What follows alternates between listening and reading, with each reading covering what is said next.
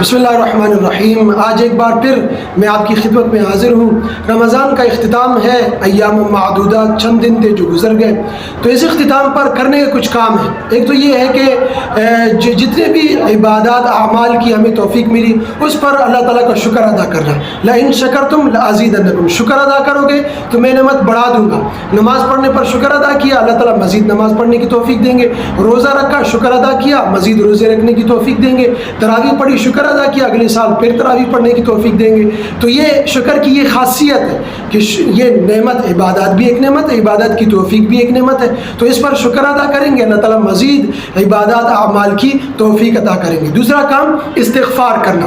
مومنوں کا اوصاف اللہ تعالیٰ نے بیان فرمایا قرآن کریم میں، وَكَانُوا قَلِيلًا مِّنَ اللَّيْلِ مَا يَهْجَعُونَ، رات کا اکثر حصہ جاگتے ہیں، عبادات میں اپنے آپ کو مصروف کرتے ہیں، تہجد ہے، تلاوت ہے، ذکر و اذکار ہے، دعائیں ہیں، آہوزاری ہے، اور پھر وَبِالْأَسْحَارِ هُمْ يَسْتَغْفِرُونَ، ان عبادت سے فارغ ہونے کے بعد سحری کے وقت وہ استغفار کرتے ہیں۔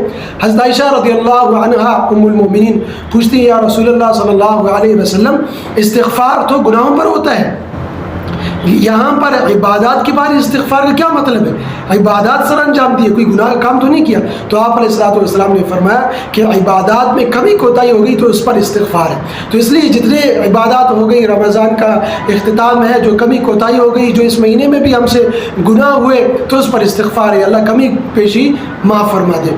اور پھر تیسرا یہ کہ ان عبادات کے اختتام پر اللہ تعالیٰ نے انعامات کی جو وعدے کیے ہیں کہ آپ کو یہ انعامات ملیں گے، مغفرت ہوگی، جیسے کہ حدیث میں آتا ہے کہ عید کے دن جب عیدگاہ جاتے ہیں، عید پڑھنے کے لیے جاتے ہیں، تو اللہ تعالیٰ فرماتے ہیں کہ میں نے اپنے عزت و جلال کی قسمیں کھا کر اللہ تعالیٰ فرماتے ہیں کہ فرشتوں تم گوارو، میں نے ان کی مغفرت کر دی، میں نے ان کو گناہ معاف کر دیے، میں ان سے راضی ہو گیا، ان کو جو انعامات کے وعدے کیے تھے وہ انہیں مل گئے۔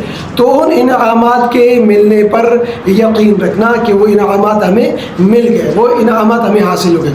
اور پھر آخری جو رات ہے، جو چاند رات ہے، وہ ایک گولڈن چانس ہے، اسے مس نہیں کرنا ہے، لیلۃ الجائزہ جسے کہا جاتا ہے، تو اسے مس بالکل نہیں کرنا ہے۔ وہ مزدوری ملنے کا دن ہوتا ہے، اسے بازاروں میں گھومنا، شاپنگوں میں اور خریداری میں مصروف کرنا نہیں، بلکہ وہ عبادات میں اس رات کو مصروف کریں اپنے آپ کو، تاکہ وہ گولڈن چانس ہم سے مس نہ ہو جائے۔ وہ مزدوری ملنے کا وقت ہوتا ہے، وہ مزدوری ہم حاصل کر لیں، وہ انعام ہم حاصل کر لیں، تو یہ گولڈن چانس ضرور مس نہ کریں، اس کو حاصل کریں۔